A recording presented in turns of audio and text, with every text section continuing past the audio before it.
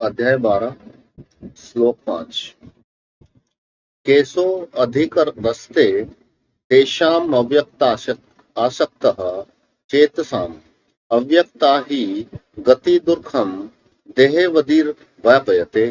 अर्थात उन सच्चिदानंद घन निराकार ब्रह्मा में आसक्त चित्त वाले पुरुषों के साधन में परिश्रम विशेष है, क्योंकि देहाभिमानियों के द्वारा अव्यक्त विषयक गति दुख पूर्वक प्राप्त की जाती है। प्रश्न: तेसाम पद के सहित अव्यक्ता चेतसाम पद किनका वाचक है और उनको परिश्रम अधिक है, इस कथन का क्या भाव है? उत्तर: पूर्व श्लोकों में जिन निर्गुण उपासकों का वर्णन है, जिनका मन निर्गुण निराकार सच्चिदानंद ब्रह्मा पर ब्रह्मा में ही आसक्त है, उनका वाचक यहाँ तेसाम के सहित अव्यक्ता चेतसाम पद है। उनको परिश्रम अधिक है, यह कहकर भगवान ने अभाव दिखलाया है कि निर्गुण ब्रह्मा का तत्व बड़ा ही गहन है, जिसकी बुद्धि शुद्ध, स्थिर और सूक्ष्म होती है, जिसका शरीर में अभिमान नहीं होता, वही उसे समझ सकता है। साधारण मनुष्य की समझ में यह नहीं आता, इसलिए निर्गुण उपासना के साधन के आरंभ काल में परिश्रम अधिक होता है। प्रश्न: देहाभिमानियों के द्वारा अव्यक्त विषयक गति दुख पूर्वक प्राप्त की जाती है, इस कथन का क्या भाव है? उत्तर: उपयुक्त कथन से भगवान ने पूर्वार्ध में बतलाए हुए परिश्रम का हेतु दिखलाया है। अभिप्राय यह है कि देह में अभिमान रहते निर्गुण ब्रह्मा का तत्व समझ में आना बहुत कठिन है, इसलिए जिनका शरीर में अभिमान है, उनको वैसी स्थिति बड़े परिश्रम से प्राप्त होती है।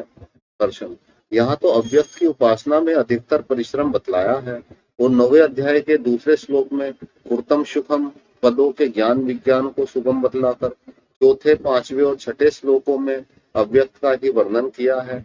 अतः दोनों जगह के वर्णनों में विरोध सा प्रतीत होता है। इसका क्या समाधान है? उत्तर: विरोध नहीं है, क्योंकि 9वें अध्याय में ज्ञान और विज्ञान सब सगुण भगवान के गुण प्रभाव तत्व से विशेष संबंध रखते हैं। अतः महासगुण निराकार की उपासना को ही करने में सुगम बतलाया है।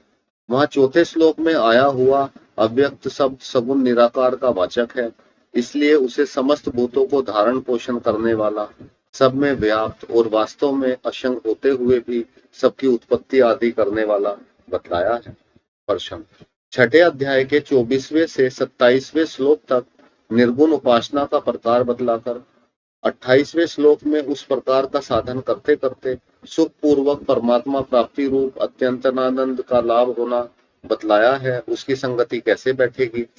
उत्तर: महा का वर्णन जिसके समस्त पाप तथा रजोगुण और तमोगुण शांत हो गए हैं, जो ब्रह्माभूत हो गया है, अर्थात जो ब्रह्मा में अभिन्न भाव से स्थित हो गया है, ऐसे पुरुष के लिए देहाभिमानियों के लिए नहीं, अतः उसको सुख पूर्वक ब्रह्मा की प्राप्ति बतलाना उचित ही है।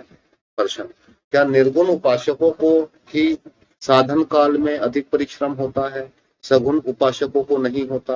उत्तर: सगुण उपासकों को नहीं होता, क्योंकि एक तो सगुण की उपासना सुगम है, दूसरे में भगवान पर ही निर्भर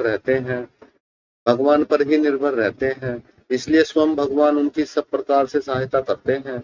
ऐसी अवस्था में उनको परिश्रम कैसे हो? संबंध: इस प्रकार निर्गुण निराकार ब्रह्म की उपासना से देहाभिमानियों के लिए परमात्मा की प्राप्ति कठिन बतलाने के उपरांत अब 2 श्लोकों द्वारा सगुण परमेश्वर की उपासना से परमेश्वर की प्राप्ति शीघ्र और अनायास होने की बात कहते हैं।